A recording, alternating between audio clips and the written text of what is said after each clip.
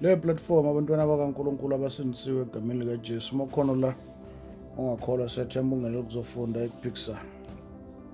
Sekuyizo lezo y'khathi la khona kuyokwenziwa ama-appreciation, yizo lezo y'khathi zama-Thanksgiving, yizo lezo y'khathi abanye bophuma ney'moto, abanye izindlu, abanye amafinisha, abanye iy'mali, babongwe.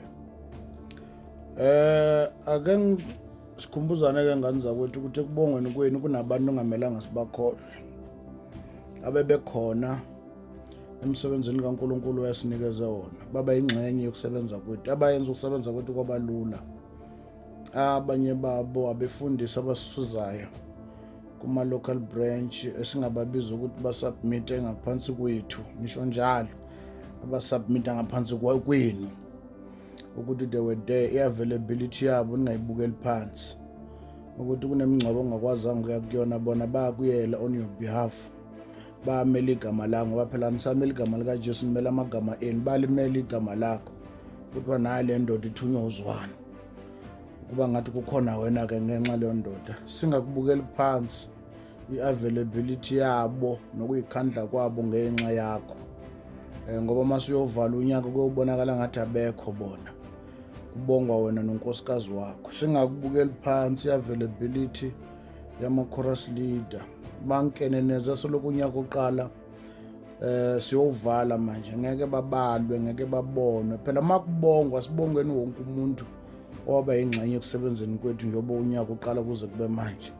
Sibonga nje i-availability yo-Asha, usihlelela konke enkonzweni, basihlelela iy'tulo, ukuhlala, nabo bonke abebesilekelela ukuklina enkonzweni, kube clean, iy'tulo zisuliwe, ababongwe nabo. Ungabongwa indoda eyodwa noma umuntu othizeni oyedwa, ngoba sisemsebenzini, sisebenze sonke. Kukhona laba abantu bayenza ukusebenza kwethu kwaba lula. Akubongwe wonke umuntu, sibonga no-keyboard player ukuyiveza noma i-availability yabo, noma linetha noma kwakunjani, babekhona bayenza isound ibe lula, sehla senyuke nabo emngcwabeni endaweni ezahlukahlukene.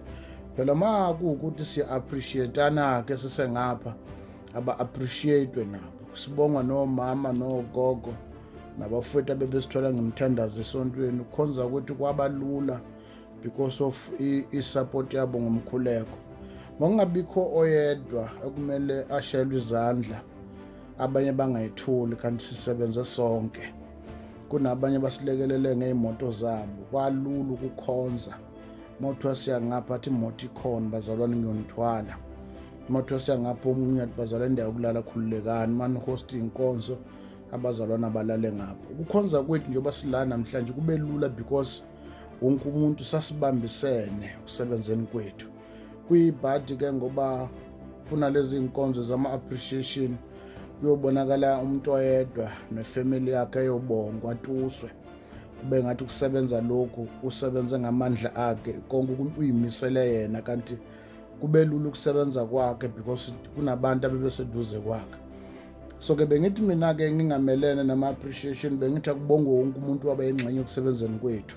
Shawa uvalo uma ubongwe ekubeni wazi ukuthi awusebenzanga wedwa, kuba ngamandla akho, ngoba uma sisuka la siya ngale ekhaya siyobongwa sonke, kuyobongwa bonke abasebenzile. Kanti kunjani ngapha kubongwa oyedwa, ngoba ezulwini phela ilona lo uyobongwa njengokusebenza kwakhe. Yini pho ngapha kubonga umuntu oyedwa?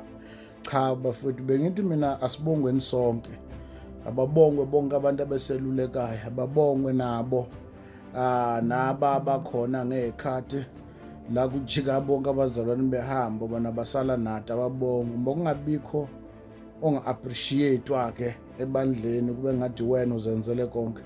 Phela awubanga u-keyboard player ngokwakho, awubanga i-chorus leader ngokwakho, awuyibhakelanga iy'tulo, awuy'sulelanga, awuyithandazelanga, awuzenzelanga konke ngamandla akho. Pho uvumelani-ke ukuthi iy'bongo ne-envelope ebomvu ize kuwe, bese uphakamisa ilundo uhamba uyoyidla nomkakho niye endaweni ethile? Unesibindi esinenyongo eceleni. Ma kuwukuthi lezi zinto zama-appreciation zikhona, akubongwe wonke umuntu osebenzile unyaka uqala, njengoba siyovala nje.